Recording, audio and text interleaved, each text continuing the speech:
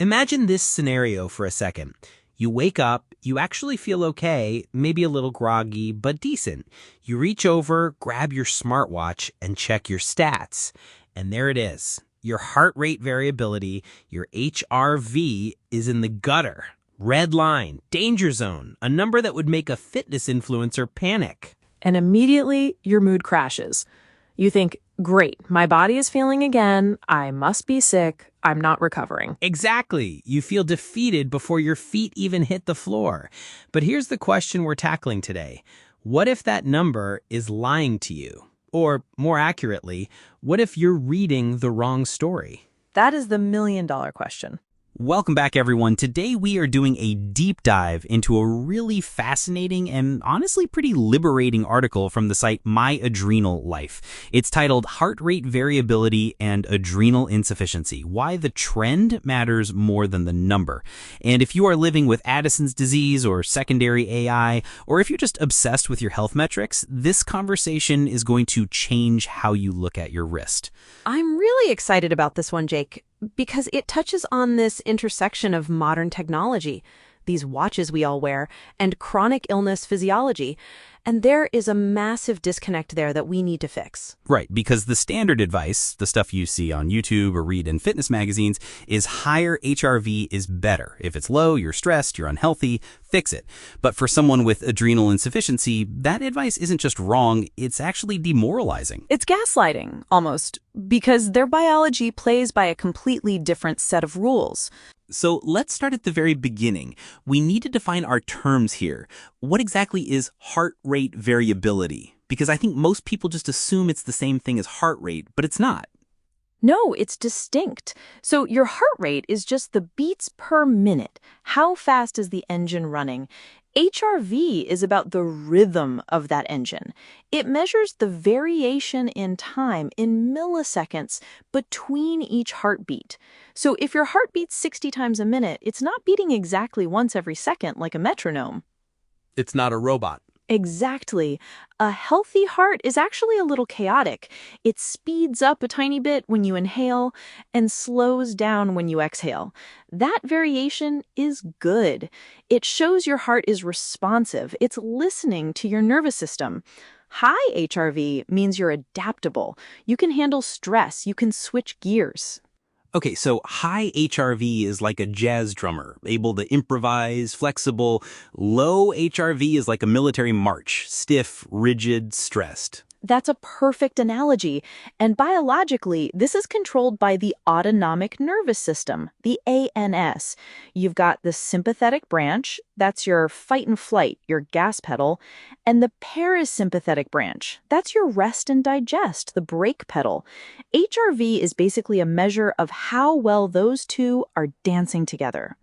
So normally if I'm stressed, my sympathetic system takes over, the gas pedal goes down, and my HRV drops because my heart rhythm gets very regular and rigid to pump blood fast.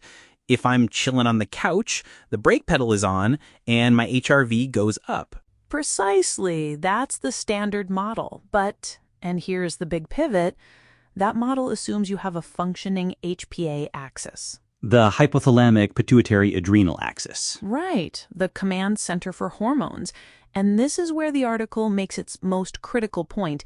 If you have adrenal insufficiency, whether it's primary Addison's, where your adrenals are destroyed, or secondary, where your pituitary isn't sending the signal, you are missing the key chemical that regulates that dance. Cortisol. Cortisol. And we villainize cortisol so much in pop culture, right? We call it the stress hormone and say we need to lower it. But for people with AI, cortisol is life itself. It's not just for stress. It regulates blood pressure, it suppresses inflammation, and crucially, it sensitizes your body to the nervous system signals. So without that natural cortisol rhythm, the autonomic nervous system is sort of flying blind. It's like trying to conduct that orchestra we mentioned, but the conductor has lost their sheet music. Even if a patient is taking their medication, their hydrocortisone or prednisone, they are taking it in a few distinct doses. They aren't getting that smooth, minute-by-minute pulsatile release that a healthy body produces. Which means their body is often in a state of low-level physiological stress, even if they feel mentally calm. Bingo. And that is why their HRV numbers often look terrible compared to the general population. The article points out that because cortisol rhythms are altered, the baseline HRV in AI patients is often chronically lower. The brake pedal, the parasympathetic tone, just isn't as strong. I think this is such a huge relief for people to hear because I've seen this in forums. You see people posting, my HRV is 25. Is that bad? My husband's is 60. And they panic. But what you're saying is that 25 might just be their normal operating system because of the manual transmission they're running on. I love the manual transmission comparison. Healthy people drive automatics. The body shifts gears for them. People with AI are driving stick shift. They have to manually dose their cortisol to match their stress. It's never going to be as smooth as the automatic. So comparing your HRV to a fitness influencer who drives an automatic, it's useless. It's comparing apples to carburetors. So if the absolute number doesn't matter, if the 25 versus the 60 is irrelevant, is the metric useless? Should they just throw the Apple Watch in the trash? No, and that's the deep dive here. The metric is still incredibly valuable, but you have to change how you read it. You have to stop looking at the snapshot and start looking at the movie. It's all about the trend. Okay, break that down. What are we looking for in the trend? You're looking for your baseline. Let's say your average is 30. That is your 100%. If you wake up and it's 32 or 29, you're stable, you're good. But if you see a steady decline over 3 days, 30, then 25, then 20, that is a massive warning light. It's the check engine light. It is. For someone with AI, a downward trend like that is often the first whisper of an adrenal crisis or a crash. It might happen before you even feel the fatigue. That's fascinating. So the watch might know you're running low on cortisol before your brain consciously registers it. Exactly. The body is under stress. Maybe it's a latent infection. Maybe you overdid it at the gym yesterday. Maybe you missed a dose. And the sympathetic nervous system is screaming, slamming on the gas pedal to compensate. That drops the HRV. If you catch that early, you can act. You can updose, you can rest, you can hydrate. So it moves from being a judgment score, like, oh, you're unhealthy, to a management tool. Hey, slow down today. Right. The article calls it a conversation with your body, not a judgment. And I think that shift in mindset is critical. It transforms the data from a source of anxiety into a source of agency. You're not helpless. You have data. Let's talk about what influences that trend, specifically regarding exercise, because the article spends a good amount of time on this, and it seems counterintuitive. Usually we're told exercise hard, get fit, heart gets stronger. The no pain, no gain mentality. Right, but for adrenal insufficiency, that mentality seems dangerous. It's incredibly risky. Exercise is stress. We forget that. It's a good stress, usually, but physiologically, it demands cortisol. When you start running or lifting heavy, your body screams for cortisol to maintain blood pressure and mobilize glucose. If you have AI, you can't meet that demand naturally. So if you go too hard, you drain the tank. You drain the tank and your HRV will plummet the next day. If you see your HRV tanking after every workout, the article says clearly, you are doing too much. You aren't recovering. So what's the protocol? How does someone with AI exercise to improve HRV without crashing? The key words here are consistency over intensity. The article suggests things like walking, gentle cycling, swimming, and especially yoga and Pilates. Low and slow. Low and slow, because those activities can actually stimulate the parasympathetic system, the brake pedal, without demanding a massive cortisol surge. It builds that vagal tone gently. If you look at the research, things like restorative yoga are proven to help balance the autonomic nervous system. And I noticed the article had a specific wording about how to progress. It said, quote, never increase duration, intensity, and frequency all at once. Yeah, that's the golden rule. Pick one variable. If you're going to run further, don't run faster. If you're going to run faster, don't run more often. The AI body needs more time to recalibrate. If you spike the cortisol demand too fast, you enter that cycle of boom and bust. The boom and bust cycle is so real. I feel like that applies to so many chronic conditions, not just AI. You feel good one day, so you do everything. You clean the house, you go to the gym, you run errands, and then you're in bed for 3 days. And HRV is the tool to stop that cycle. If you wake up and your HRV is trending up, maybe you push a little. If it's trending down, you rest. Even if you feel okay, you trust the data over your ego. Trusting the data over the ego. I like that. But there is a dark side to this tracking, isn't there? The article touches on the mental health aspect. I mean, I know people who get stressed about their stress scores. Oh, absolutely.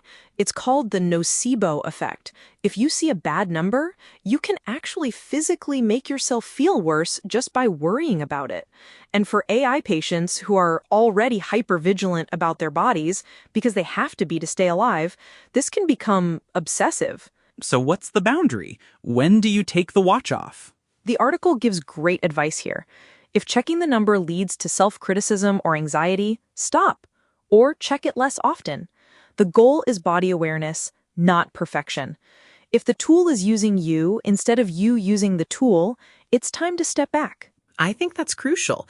It's supposed to be a dashboard, not a report card. You don't get a grade on your health. Right. And remember, there are so many factors involved. Did you eat late? Did you have a glass of wine? Is it hot outside? For an AI patient, did you take your afternoon dose an hour late? All of that shifts the number. It doesn't mean you're failing at having a body. I want to circle back to something the article mentioned regarding tertiary adrenal insufficiency. That's usually from long-term steroid use, right? Like someone taking prednisone for asthma or arthritis? Yes, exactly. And this is a huge group of people. If you've been on high-dose steroids for a long time, your own HPA axis goes dormant. It falls asleep. When you try to taper off, your body has to relearn how to make cortisol. During that tapering process, HRV can be a really interesting guide. Oh, that's interesting. So as you lower the medication, if your HRV crashes, it might mean you're tapering too fast. Potentially, yes. It could indicate that your own adrenals haven't woken up yet to pick up the slack. The sympathetic system is going into overdrive to keep you upright. So again, looking at that trend line can help you and your doctor decide, okay, maybe we hold this dose for another week before dropping again. That makes so much sense. It puts a metric on how the body is coping with the withdrawal. But, and we have to say this is not a replacement for medical advice. No, absolutely not. The disclaimer is vital. I am not a doctor, you are not a doctor, and your Apple Watch is definitely not an endocrinologist. These are tools for insight, not diagnosis. If you feel terrible but your HRV is fine, trust your feelings. If your HRV is terrible but you feel fine, maybe just take it easy, but don't updose your meds without a clear reason or a protocol from your doctor. Right. The symptoms, the dizziness, the nausea, the fatigue, those are still the gold standard for AI management. The HRV is just extra context. It's context, and honestly, it's validation. I think that's the emotional core of this article. So many people with invisible illnesses feel like they are crazy. They feel exhausted, but they look fine. Then they see this low HRV number, and in a weird way, it's validating. It says, see, I told you I was working hard just to exist. That is powerful. I am working hard just to exist. That physiological load is real, even if you're just sitting in a chair. Exactly. And seeing that data can help you give yourself permission to rest. You aren't being lazy. Your engine is running hot. Let it cool down. So, looking at the big picture here, we have this technology that's getting better and better. Do you think we'll get to a point where these devices are actually tuned for people with chronic illness? Or are we stuck with the fitness bro algorithms forever? I'm hopeful. I think as we get more data, we'll start seeing modes, instead of just athlete mode. Maybe we'll have recovery mode or condition management mode. Imagine a watch that knows you have Addison's and alerts you not because your HRV is low compared to an Olympian, but because it deviated 10% from your personal norm at 2 p.m. That would be a game changer. Context-aware algorithms. Until then, we have to be the algorithm. We have to do the filtering ourselves. We have to look at the raw data and apply the AI filter adrenal insufficiency filter to it. I like that. Be your own algorithm. Okay, before we wrap up, I want to summarize the actionable takeaways for someone listening who has AI and is wearing a tracker right now. Sure, let's hit the bullet points. Number 1, ignore the absolute number. Correct. Do not compare yourself to your friends, your spouse, or the internet. Your physiology is different. Your baseline is yours alone. Number 2, watch the trend. The trend is your friend. Look for stability. Look for slow improvements. Watch out for sharp, sustained drops over multiple days. That is your early warning system. Number 3, exercise smarter, not harder. Consistency over intensity. Use HRV to gauge if you've recovered from yesterday's workout. If the number is still down, take a rest day or just do some light stretching. Don't force it. And finally, compassion. Compassion is the most important metric. If the tracking stresses you out, stop. Your mental peace is worth more than the data point. It's a really beautifully nuanced take on health tech. I think we often get sold this idea that technology will solve our health problems, but in this case, the technology just reveals the complexity of the problem. It reveals the complexity, but it also reveals the resilience. I mean, think about it. If you have AI and you're walking around, living your life, managing your meds, you are doing an incredible balancing act every single day. Your body is amazing, even with a low HRV. That's a great place to leave it. Your body is doing hard work that nobody sees, but maybe, just maybe, the watch sees a little bit of it. Thanks for breaking this down with me, Rachel. Always a pleasure, Jake. If you know someone dealing with adrenal insufficiency or anyone who stresses way too much about their health stats, send this episode their way. It might just help them make peace with their rest. Thanks for listening, and we'll catch you on the next deep dive.